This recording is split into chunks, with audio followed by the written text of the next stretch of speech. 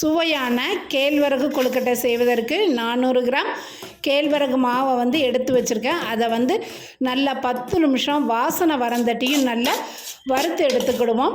இந்த அளவுக்கு நம்ம 10 நிமிஷம் வறுத்து எடுத்துக்கிட்டோம். இப்போ இது கூடவே 2 ஸ்பூன் வந்து கருப்பு எள்ளு அதையும் நல்லா வறுத்து எடுத்துக்கிடுவோம். இப்போ 1 ஸ்பூன் வந்து சிறுபருப்பு அதையும் நல்லா வறுத்து எடுத்துக்கிடுவோம். இது கூடவே அரை முறி தேங்காய் அதையும் நல்லா வறுத்து எடுத்துக்கோங்க. இந்த அளவுக்கு வந்து தேங்காய் வந்து வறுத்து எடுத்துக்கோங்க. இப்போ வந்து 300 கிராம் மண்டவெல்லத்தை வந்து ஒரு டம்ளர் தண்ணி ஊற்றி நம்ம பாவு காய்ச்சி எடுத்துக்கிடுவோம். இப்போ வறுத்த மாவோட எள்ளு சிறுபருப்பு வறுத்த தேங்காய் எல்லாத்தையும் போட்டு கையை வச்சு முதல்ல இந்த மாதிரி நல்லா கலந்து விட்டுக்கோங்க. எல்லாமே நல்லா ஒன்று சேர அளவுக்கு கலந்து விட்டுக்கோங்க.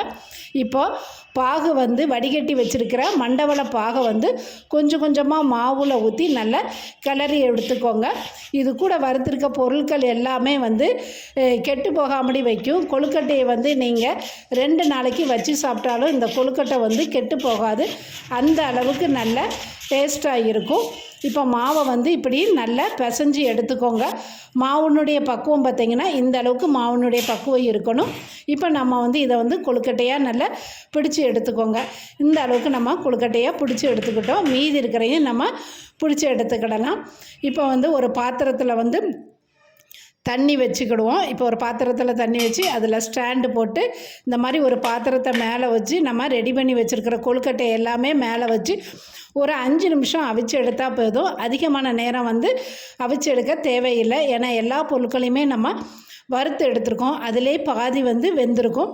இப்போ ஒரு 5 நிமிஷம் கழித்து பார்த்தா நம்மளுடைய சுவையான கேழ்வரகு கொழுக்கட்டை ரெடி ஆகிட்டு. உடல் நலத்திற்கு வந்து இது வந்து ரொம்ப ஆரோக்கியம் தரக்கூடிய ஒரு ஈவினிங் ஸ்நாக்ஸாகவும் நீங்கள் வந்து இதை எடுத்துக்கிடலாம். இதை வந்து இந்த திருக்கார்த்திகைக்கு அனைவரும் இந்த மாதிரி செய்து பார்த்து எப்படி இருந்துச்சு அப்படின்னு சொல்லிவிட்டு நீங்கள் கமெண்டில் சொல்லுங்கள். இந்த வீடியோ பிடிச்சிருந்தா லைக் பண்ணுங்கள், ஷேர் பண்ணுங்கள்.